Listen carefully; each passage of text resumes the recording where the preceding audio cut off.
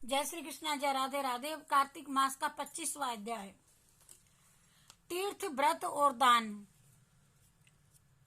आदि के करने से समस्त पाप नष्ट हो जाते हैं, मगर प्रेत योनि में रहने वाले को इसका अधिकार नहीं है। परंतु तुम्हारे दुख को देख करके मैं अत्यंत दुखी हूं और तुम्हारा दुख दूर किए बिना मुझे संतोष नहीं होता। तुम्हारे पाप बड़े भारी हैं, क्योंकि यह तीनों योनियां बहुत बड़े पाप करने वालों को ही प्राप्त होती हैं। और प्रेत योनि तो थोड़े से पुण्य से नष्ट भी हो सकती है, लेकिन मैं तुम्हें इस योनि से अवश्य में छुड़ाऊंगा। इसलिए मैंने जो कार्तिक का व्रत किया है, उसका पुण्य फल मैं तुमको दे देता हूँ, क्योंकि यज्ञ, दान, तीर्थ ये सब निश्चय ही कार्तिक के व्रत के पुण्य के समान नहीं है। तो नारद जी ने कहा, राजन, इतना कह करके धर्मदत्त ने उसको ओम नमो भगवते वासुदेवाय यह द्वादशाक्षर मंत्र सुनाया और तुलसी का जल उसके ऊपर छिड़का। और बस फिर क्या था, अक्षण भर में वह प्रेत योनि से छूट करके प्रज्वलित शिखा के समान दिव्य रूप धारण करके लक्ष्मी के समान सुंदर हो गई। तब वह धर्मदत्त को दंडवत प्रणाम करके प्रसन्नता से गदगद होकर के बोली, हे ब्राह्मण, आपके आशीर्वाद से मैं इस घोर नरक से छूट गई हूँ। मुझ पाप सागर में डूबती हुई के लिए आप तो नौका के समान है। नारद जी ने कहा, राजन, अभी कलह इस प्रकार कह ही रही थी कि वहां पर विष्णु गण एक देदीप्यमान विमान लेकर के आए।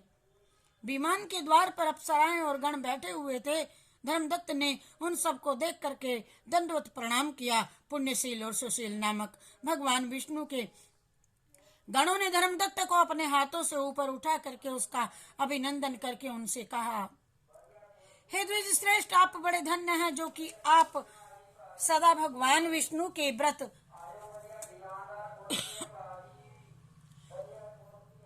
तथा सभी कथा और सेवाओं में लगे रहते हैं। आप सर्वदा दीन दुखियों पर दया करते हैं।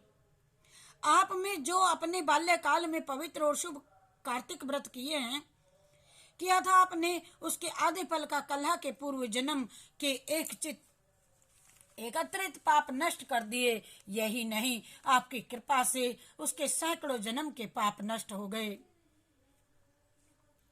और आपके जागरण आदि करने के पुण्य प्रभाव से आकाश मंडल से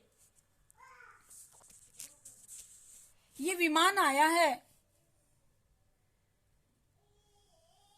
हे ब्राह्मण, अब हम इसे भांति भांति के भोगों से युक्त बैकुंठ में ले जा रहे हैं।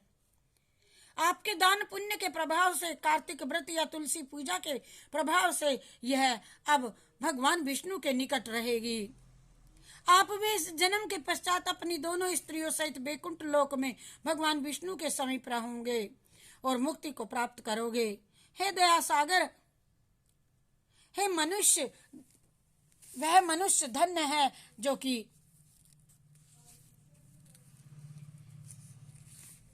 और उसी का जन्म फलीभूत है, उन्हीं का जिन्होंने कि तुम्हारी तरह भगवान विष्णु की भक्ति की हो। भगवान विष्णु क्योंकि अपने भक्तों का भला क्या नहीं देते, वह सब कुछ देते हैं। जिन्होंने प्राचीन काल में उत्तानपाद के पुत्र को ध्रुव स्थान में पहुंचाया और जिसके स्मरण मात्र से प्राणियों की सद्गति हो जाती है।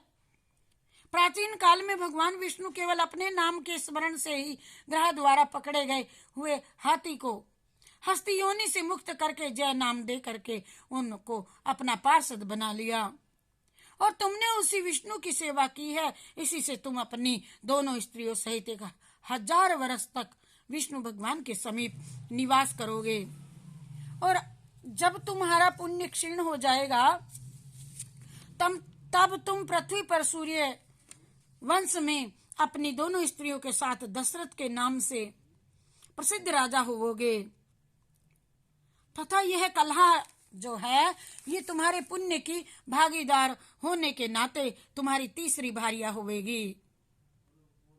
भगवान विष्णु तुम्हारे पुत्र के रूप में तुम्हारे निकट रहेंगे और देवताओं का सब कार्य पूर्ण करेंगे। भगवान विष्णु को प्रसन्न करने वाले तुम्हारे कार्तिक व्रत से अधिक महत्वपूर्ण यहाँ दान तीर्थ और आदि कोई कुछ भी नहीं है। हे दया सागर, तुम धन्य हो, क्योंकि तुमने जगत गुरु भगवान विष्णु को प्रसन्न करने के लिए कार्तिक का व्रत किया है और जिसके आधे पुण्य के फल की भागीदारी इस कलह को इस समय हम अपने साथ विष्णु लोक ले जा रहे हैं। सुना है, आगे अध्याय में आएगा कि ये जो कलह थी यही दशरथ की तीसरी रानी कैकेयी बनेगी।